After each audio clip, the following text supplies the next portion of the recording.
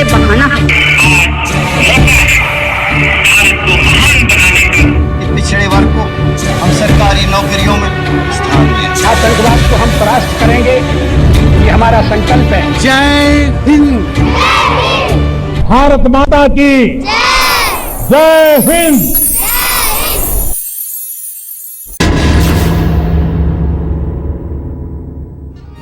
लाल किले की प्राचीर पर लहराता तिरंगा गर्व को दर्शाता है। 15 अगस्त को आजादी मिली और उसके एक दिन बाद यानी 16 अगस्त को देश के प्रथम प्रधानमंत्री जवाहरलाल नेहरू ने लाल किले की इसी प्राचीर से तिरंगा फहराया। देश अपनी खुली आंखों से नए नए सपने देख रहा था, लेकिन सवाल कहीं ना कहीं सबके मन में कौंध रहा था कि इस आजादी की बलिवेदी पर ना जाने कितनों ने हंसते हंसते अपने प्राणों की आहुति दे दी, ना जाने कितनों का आशियाना उजड़ गया, ना जाने कितनी सड़कें और गलियां खून से सराबोर हो गई और ना जाने कितनों के सिर से माँ बाप का साया उठ गया। लेकिन जहन में सवाल जस का तस आज भी बरकरार कि आजादी के 74 साल बाद भी आखिरकार क्या बदला। आजादी की पूरी दास्तां हम आपको दिखाएंगे अपनी स्पेशल रिपोर्ट में। नमस्कार, मैं हूं ललित प्रजापति और आप देख रहे हैं आजादी का सच। आतंकवाद को हम परास्त करेंगे, ये हमारा संकल्प है। जय हिंद। भारत माता की जय हिंद। 15 अगस्त की आधी रात जब सारी दुनिया नींद के आगोश में समाई थी, तब भारत के भाग्य का नया अध्याय लिखा जा रहा था। उन दिनों संसद भवन में संविधान सभा की बैठक चल रही थी और यहीं के सेंट्रल हॉल में जवाहरलाल नेहरू ने ट्रस्ट विद डेस्टिनी नाम से मशहूर आजादी की उद्घोषणा कर अपना ऐतिहासिक भाषण दिया। Long years ago, we made a tryst with destiny, and now the time comes when we shall redeem our pledge.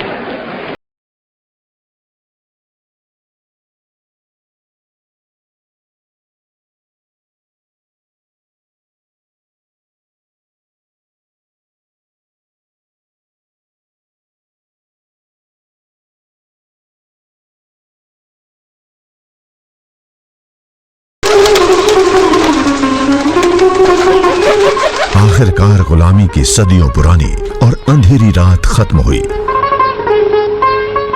और आजादी के सुनहरे सूरज ने हिंदुस्तान की चौहद्दियों पर दस्तक दी।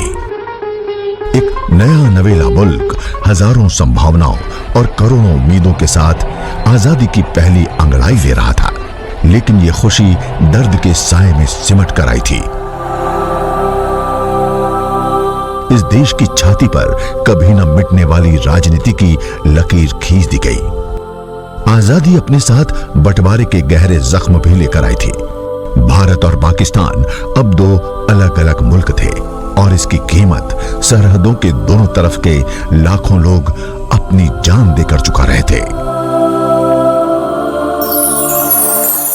निश्चित रूप से जब अंग्रेजों के खिलाफ जो आज़ादी की लड़ाई शुरू हुई थी वो अखंड भारत के लिए थी, वो विभाजित भारत के लिए नहीं थी।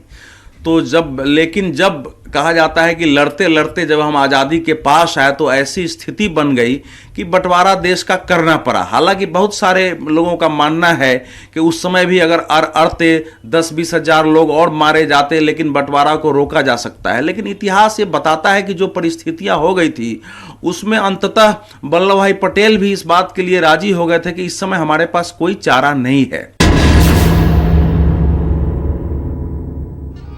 14 अगस्त को पाकिस्तान भारत से अलग होकर एक नए मुल्क के तौर पर दुनिया के नक्शे पर अस्तित्व में आ चुका था।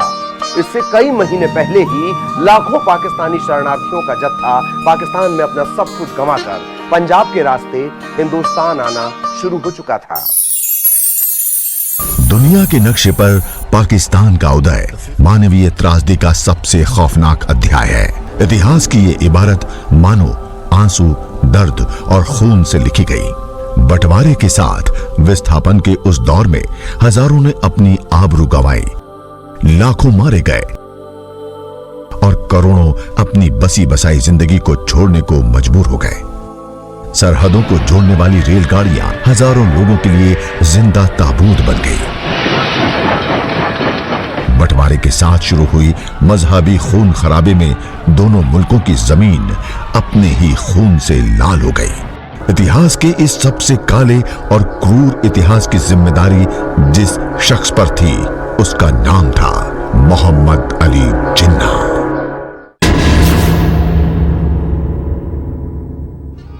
गांधी, नेहरू, पटेल और जिन्ना, इन पर ही मुल्क के बंटवारे की लकीर को बनाने का या फिर मिटाने का जिम्मा था। गांधी, नेहरू और पटेल बंटवारे के खिलाफ थे तो वहीं जिन्ना अपनी जिद पर अड़े हुए थे। जिन्ना गांधी, नेहरू और पटेल की तरह ही पेशे से बैरिस्टर थे, लेकिन जिन्ना देश को दो टुकड़ों में तोड़ने पर आमादा थे।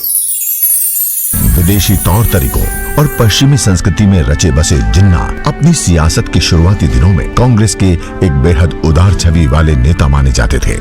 1916 के लखनऊ अधिवेशन में इन्हीं की कोशिशों की बदौलत कांग्रेस और मुस्लिम लीग ने अपने सभी मतभेदों को भुलाकर एक साथ आजादी के लिए संघर्ष का फैसला किया। लेकिन जैसे जैसे गांधी का कद बढ़ता गया वैसे वैसे जिन्ना कांग्रेस से दूर होते गए। 1923 में कांग्रेस को छोड़कर उन्होंने मुस्लिम लीग का दामन थाम लिया। यही वो दौर था जब जिन्ना धीरे धीरे अपनी सियासी ख्वाहिशों की खातिर एक उदारवादी नेता से एक कट्टरपंथी लीडर के तौर पर तब्दील हो रहे थे। वो सोच रहे थे कि भारत का मेन लीडर बनने की उनकी ख्वाहिश थी। वो चाहते थे कि पूरे भारत के वो लीडर बने और प्रधानमंत्री भी बने, लेकिन उनका कद इतना बड़ा नहीं था। और जिन्ना के पीछे अंग्रेज लगी थी और उनका अपना कैरेक्टर ऐसा था कि जिन्ना किसी को अपने से सुपीरियर मानते ही नहीं थे। गांधी जी को भी वो उस प्रकार से सब मिस्टर गांधी कह के वो बुलाते थे, बोलते थे कि नेहरू तो हमसे जूनियर वकील है, ये हमारे ऊपर कैसे होगा। एक मुस्लिम नेता के तौर पर तब्दील होने के बावजूद उस वक्त तक जिन्ना हिंदुस्तान के बंटवारे के हिमायती नहीं थे। थोड़ी पुरानी बात है, 1930 में ऑक्सफोर्ड यूनिवर्सिटी के एक छात्र रहमत अली ने जब पहली बार उनके सामने मुसलमानों के लिए एक अलग मुल्क पाकिस्तान का खाका रखा तो उस वक्त जिन्ना ने खुद इसकी हंसी उड़ाई थी। 30 के दशक तक जिन्ना ने सियासत में कोई खास मुकाम हासिल नहीं किया था। ऐसे में हताश और निराश जिन्ना विलायत चले गए और हिंदुस्तान की सियासी सरगर्मी से दूर लंदन में अपना व्यवसाय जमाने लगे। 1934 में लियाकत अली के बुलावे पर वो हिंदुस्तान वापस आए और मुस्लिम लीग के निर्विरोध अध्यक्ष चुन लिए गए। इस वक्त तक जिन्ना ये समझ चुके थे अपनी सियासी महत्वाकांक्षाओं को पूरा करने के लिए उन्हें एक अलग सियासी जमीन की दरकार है। और अब तक देश के बंटवारे के विचार की खिल्ली उड़ाने वाला बेहद दुबले कद काठी का ये लीडर अचानक ही पाकिस्तान का सबसे बड़ा पैरोकार बन गया।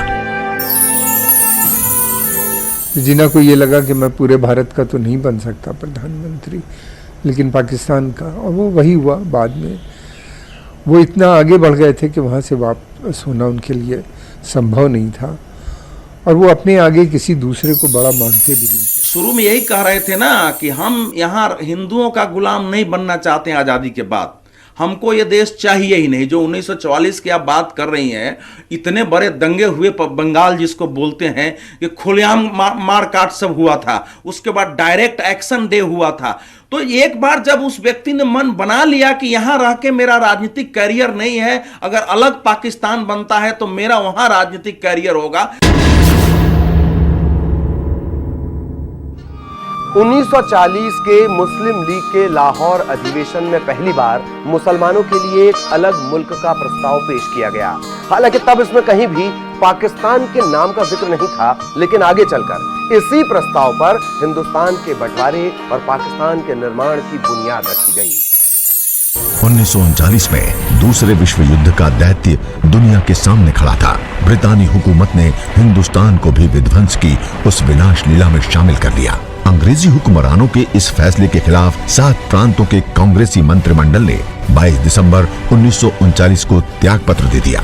बंटवारे की सियासत कर रहे जिन्ना ने उस दिन मुक्ति दिवस के तौर पर मनाने का ऐलान किया।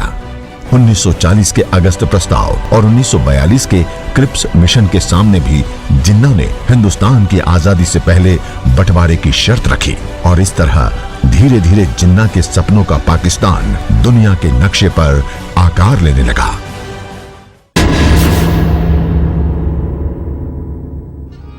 क्रिप्स मिशन की असफलता ने कांग्रेस को निराश कर दिया। इसके बाद महात्मा गांधी ने करो या मरो के नारे के साथ अंग्रेजों के खिलाफ आखिरी और निर्णायक संघर्ष का ऐलान किया। इस लड़ाई में उन्होंने जिन्ना से भी साथ आने की अपील की, लेकिन जिन्ना ने उनके साथ आने से साफ इनकार कर दिया। 1942 का भारत छोड़ो आंदोलन देखते ही देखते पूरे मुल्क में फैल गया। सभी बड़े नेताओं को गिरफ्तार करके जेल में डाल दिया गया।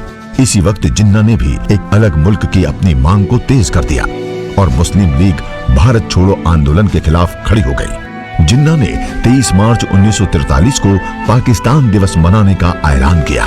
उन्होंने गांधी के अंग्रेजों भारत छोड़ो की जगह बांटो और भागो का एक नया नारा भी दिया। वो तो हर वो एक बहाना ढूंढते थे कि जिससे समझौता न हो पाए और पाकिस्तान बने, और पाकिस्तान के लिए वो पूरी तरीके से कमिटेड थे और उनका पूरा अलायंस था। उनको लग रहा था कि वो सही काम कर रहे हैं। बापू जिन्ना के सपने और पाकिस्तान की उनकी जिद के बीच खड़े हुए थे। उन्होंने अपनी लाश पर ही मुल्क के बंटवारे की बात कहकर जिन्ना को उनकी बेजा जिद छोड़ने की नसीहत दी, लेकिन जिन्ना किसी भी हालत में अपने फैसले से टस से मस होने को बिल्कुल तैयार नहीं थे। इस मुल्क के मुस्तकबिल पर बंटवारे की मनहूस लकीर धीरे धीरे बनती दिखाई दे रही थी। बापू जानते थे कि सिर्फ और सिर्फ जिन्ना ही इसे रोक सकते हैं। ऐसे में उन्होंने राजगोपालचारी के एक फार्मूले पर जिन्ना से बातचीत शुरू की।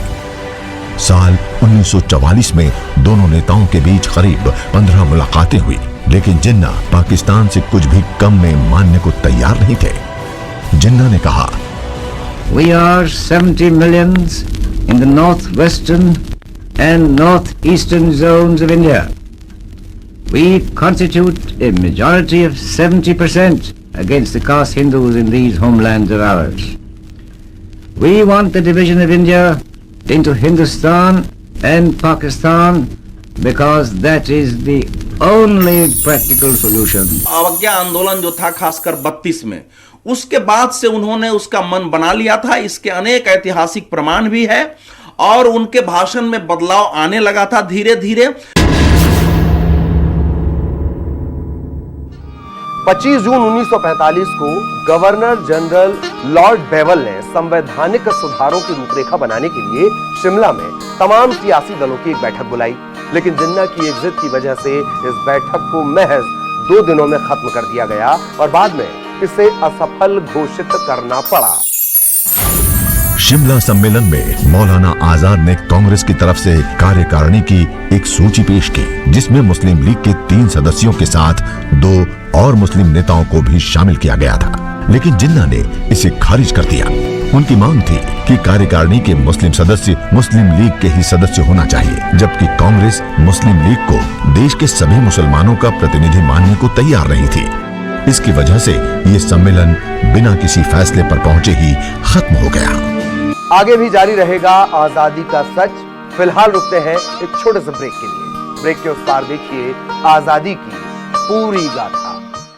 अपनी आजादी को मजबूत करना, कायम रखना। जय जवान, जय किसान। हम आजाद हैं 25 साल से, हमें अपनी शक्ति से बढ़ाना है।